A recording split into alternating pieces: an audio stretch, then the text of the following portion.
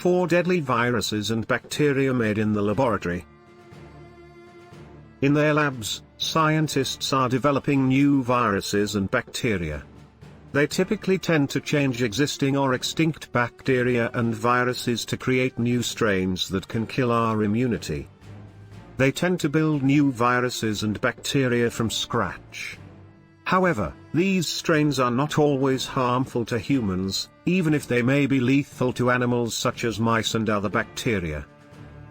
H1N1 virus. The world saw the outbreak of a devastating flu epidemic in 1918. It was the H1N1 virus. Up to 100 million people were killed by the time it ended. The flu allowed blood to soak in the lungs of the patients. They released blood from their noses and mouths until they drowned in the blood within their lungs. In 2009, the flu returned. But it was less toxic, even though it was more mutated and more deadly than it should have been. The scientist Kawauka took samples of the mutant virus that sparked the 2009 outbreak and used it to produce a more deadly strain that was immune to vaccines. This strain was similar to that caused by the 1918 outbreak. Kawauka did not intend to create a more deadly version of the flu at the moment. He just tried to produce the original form of the flu so that he could study how it had mutated and been able to circumvent our immunity. The lethal virus is stored in a lab and may become toxic if it is released. Bird flu.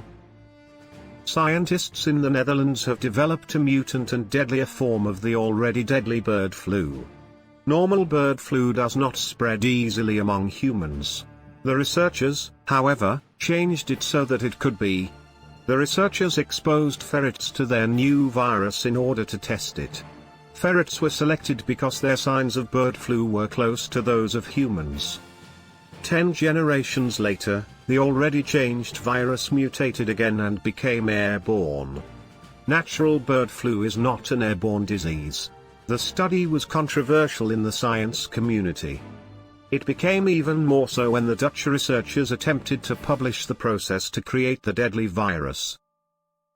Scientists are concerned that terrorists will exploit the study to develop a lethal biological weapon capable of killing half of the world's population. The researchers involved argue the study is important in order to prepare for a mutant bird flu outbreak. PhiX 174. PhiX 174 is another artificial virus we have produced in laboratories. It was created by researchers at the Institute of Biological Energy Alternatives in Rockville, Maryland. The researchers modeled the artificial virus after the natural PhiX virus. PhiX is a bacteriophage, a category of viruses that infect and kill bacteria. However, it has no effect on humans. The researchers created the artificial virus in 14 days, yet it resembles the natural virus so much that it is impossible to tell them apart.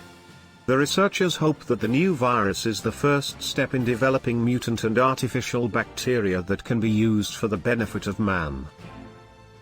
MERS-rabies virus hybrid. Scientists have created a MERS-rabies hybrid virus. The idea is to use the virus to develop a vaccine that will protect us from both viruses. Rabies is a deadly disease that can be transmitted to humans through the bites of infected dogs that usually have the virus in their saliva.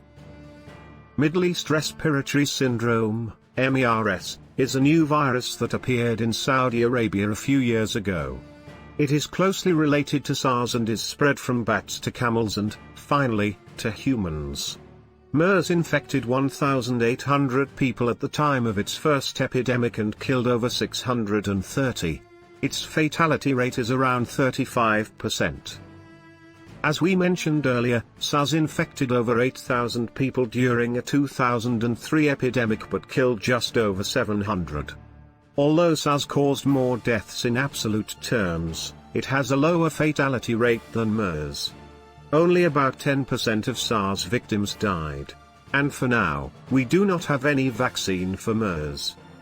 To create the MERS-rabies hybrid, researchers took some proteins from the MERS virus and added it to rabies.